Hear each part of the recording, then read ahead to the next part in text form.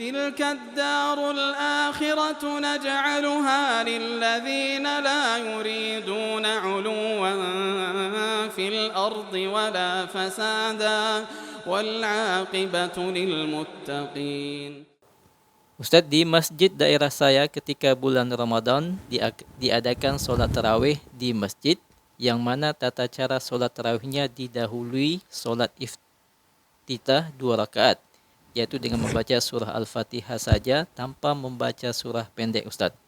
Kemudian setelah itu baru dilaksanakan sholat tarawih 4 rakaat salam, 4 rakaat salam. Kemudian 3 rakaat witir. Rangkaian sholat seperti ini, Ustadz, apakah ada contohnya dari Nabi, Ustadz? Itu keliru ya di dalam memahami hadits-hadits Rasulullah SAW. Memang ada di dalam Sahih Muslim, Nabi SAW itu yastaftih salatahu bil-lail bir-raka'ataini khafifatain. Nabi SAW itu membuka salat malamnya dengan 2 rakaat ringan. 2 rakaat ringan itu bukan artinya cuma baca Al-Fatihah saja. Tapi dia baca Al-Fatihah, dia baca surah pendek. Itu 2 rakaat ringan namanya. Iya. Ya, kalau dilakukan kadang-kadang oleh imam bersama jemaah sholatnya, maka itu boleh saja, nggak ada masalah. Tapi kalau imam itu, dia biasanya tidak melakukan hal itu. Jadi kalau imam mau buka 2 rakaat ringan untuk sholat malamnya, dia lakukan sendiri. Tapi kalau dia bersama makmumnya, ya maka biasanya tidak dia lakukan bersama makmum. Sebab imam itu, kalau dia sudah melakukannya bersama makmum, itu artinya makmum semuanya dapat keutamaan yang disebut di dalam hadits, innar rajula idza shallama imami hatta yansarif husiba lahu qiyamul lail. Sungguhnya seorang lelaki apabila dia sholat bersama imamnya sampai selesai, dihitung sholat 1 malam suntuk. Keutamaan ini dia dapatkan kalau dia ikut juga 2 rakaat ringan bersama imam. Iya, melakukan 2 rakaat ringan bersama imam. Jadi itu posisi penggunaannya. Jadi pertama 2 rakaat ringan itu baca surah Al-Fatihah dan surah pendek atau ayat-ayat pendek.